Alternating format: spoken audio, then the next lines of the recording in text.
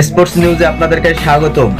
প্রথমে দেখে নেওয়া যাক বঙ্গবন্ধু টি-20 শিরোনামগুলা।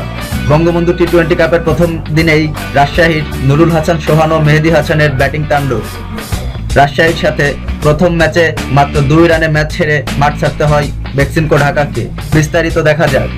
বঙ্গবন্ধু টি-20 কাপ এর প্রথম ম্যাচে টস জিতে ফিল্ডিংয়ের সিদ্ধান্ত নেয় মুশফিকুর রহিমের বেক্সিমকো ঢাকা।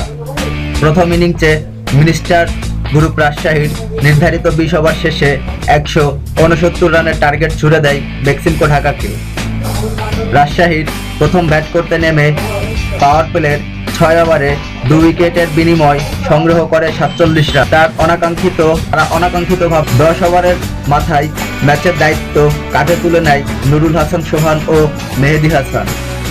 89 রানের পার্টনারশিপে দুর্দান্ত খেলে, যার মধ্যে ছিল 3টি 4 ও 4টি 6। তারপর 50 রান করে মেহেদীকে যেতে হয় দুজন। 39 রান করে সাজঘরে ফিরে যান নুরুল হাসান সোহান। মাঠ 9 উইকেট হারিয়ে দলের শেষ পর্যন্ত রান দাঁড়ায় 168-তে।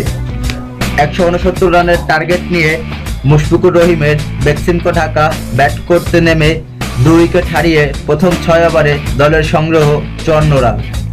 এরপর মুশফিকুর রহিম ও আকবর আলীর 65 রানের পার্টনারশিপে দলকে সামনের দিকে এগিয়ে নিয়ে যাচ্ছিল।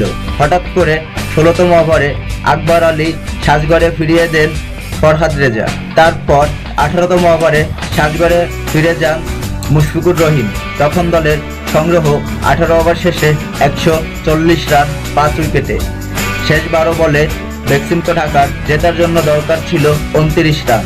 ঠিক তখন 19তম ওভারে মুক্তার আলীর ব্যাটিং তাণ্ডব শুরু হয়ে যায়। 1 ওভারে তুলে নেয় 3টি 6-এর বিনিময়ে 21 রান।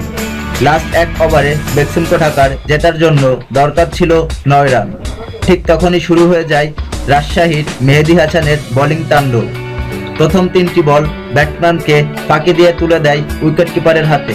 বাকি 3 বলে রান দেন মাত্র 5টি, আর তাতে করেই 2 রানে ম্যাচ হেরে মাঠ ছাড়তে হয় বেক্সিমকো ঢাকাকে। Thanks for watching our videos. Stay with us. Subscribe to our channel to get daily update. Bangabandhu টি-20 কাপের সব আপডেট সবার আগে পেতে এখনই আমাদের চ্যানেলটি সাবস্ক্রাইব করুন এবং আমাদের সাথে থাকুন। ধন্যবাদ।